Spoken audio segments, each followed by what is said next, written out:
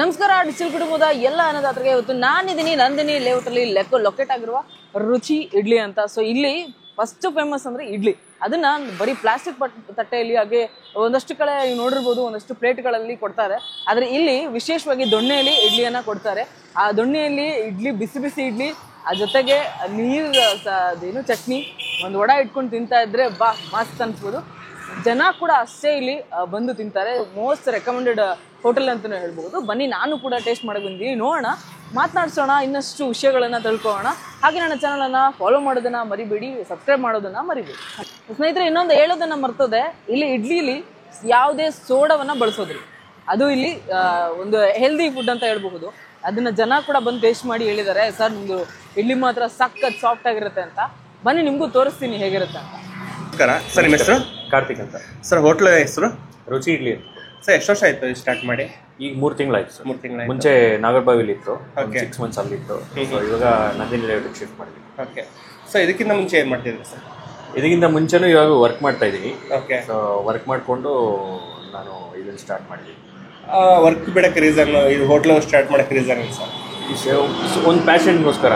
Okay. ನಾನು ಸ್ವಲ್ಪ foodie ಎಲ್ಲ ಕಡೆ ತಿಂದು ನೋಡಿ ನನಗೊಂದು ಪ್ಯಾಷನ್ಗೋಸ್ಕರ ಸ್ಟಾರ್ಟ್ ಮಾಡಿದ್ದೆ ಅಷ್ಟೇ. Okay. ನನಗೆ ಗೊತ್ತಿರೋ ಒಂದು ರೆಸಿಪಿ ಸ್ವಲ್ಪ ಹೋಟೆಲ್ ಮಾಡಿದ್ರೆ ಸ್ವಲ್ಪ ಚೆನ್ನಾಗಿ ಆಗ್ಬೋದು ಅಂತ. ಇದು ಹೆಂಗೆ ಕಲ್ತ್ರಿ ಸರ್ ಇದು? ಇದೇ ನೋಡಿ ಸುಮಾರು ಕಡೆ ಹೋಗಿ ನೋಡಿ ತಿಂದು ನನಗೆ ಬರೋ ಐಡಿಯಾಸ್ ನಾನು ಮನೇಲಿ ಮಾಡಿ.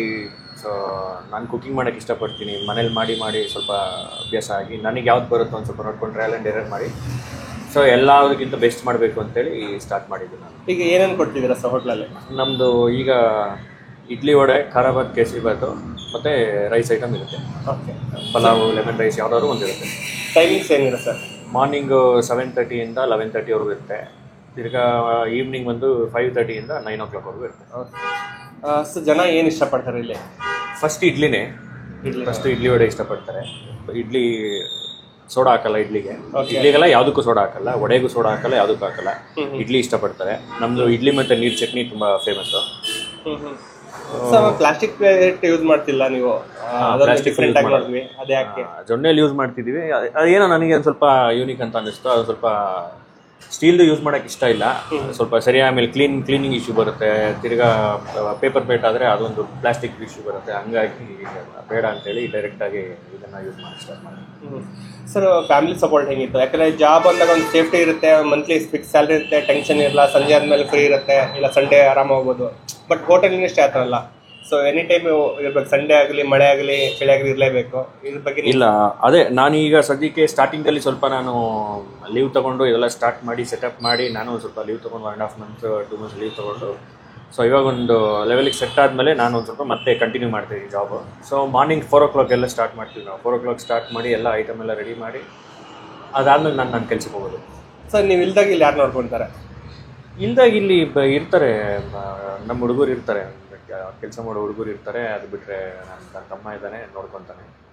ಸೊ ಯಾರಾದರೂ ಒಬ್ರು ಇದ್ದೇ ಇರ್ತೀವಿ ಇಲ್ಲಿ. ತಿರ್ಗಾ ಇನ್ನೇನು ಬೇಕು ಅಂತ ಹೇಳಿದ್ರೆ ಸಾಯಂಕಾಲ ಎಲ್ಲ ನಾನು ವರ್ಕ್ ಮುಗಿಸ್ಕೊಂಡು ಬಂದ್ಬಿಡ್ತೀನಿ. ಮಾರ್ನಿಂಗ್ ಅಂತೂ ನಾವೇ ಇದ್ದು ಎಲ್ಲ ರೆಡಿ ಮಾಡಿಬಿಟ್ಟು ಹೋಗೋದು. ರೆಡಿ ಮಾಡಿ ಒಂದು ಅರೌಂಡ್ ನಾನು 10 o'clock ವರ್ಕ್ಗೆ ಹೋಗ್ತೀನಿ. ಸರ್, ಇದು ಪ್ರೈಸ್ ಏನಿದೆ ಸರ್? ನಮ್ದು ಎಲ್ಲ ಐಟಮು ನೀವು 100 rupees 110 ಟೇಸ್ಟ್ ಮಾಡ್ಬೋದು. ಎಲ್ಲ ಐಟಮು 100 ಇಲ್ಲ 110 115 ಒಳಗಡೆ ನಿಮಗೆ ನಮ್ದು ಎಲ್ಲ ಐಟಮು ನಿಮಗೆ ಬಂದ್ಬಿಡುತ್ತೆ. ಸರ್, ಇದು ಲೊಕೇಶನ್ ಎಲ್ಲಿ ಬರುತ್ತೆ? Nandini layout, Saraswatipura main road, Holige Mane opposite. Fine sir.